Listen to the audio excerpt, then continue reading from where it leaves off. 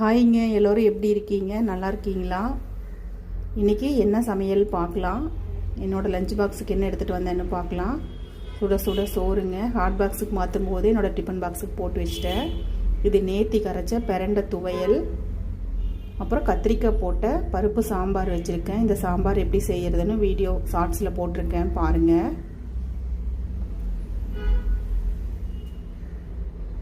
சாம்பாரும் கப்பில் ஊற்றி வச்சிட்டேன் முன்னாடியே. அப்புறம் ரசம்ங்க,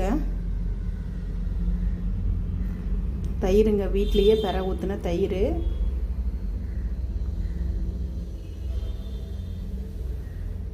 தேங்காய் போட்ட பீர்க்கங்காய் பொரியலுங்க, பச்சை மிளகாய் போட்டு ஒரே ஒரு பச்சை மிளகாய் போட்டு பீர்க்கங்காய் பொரியல்.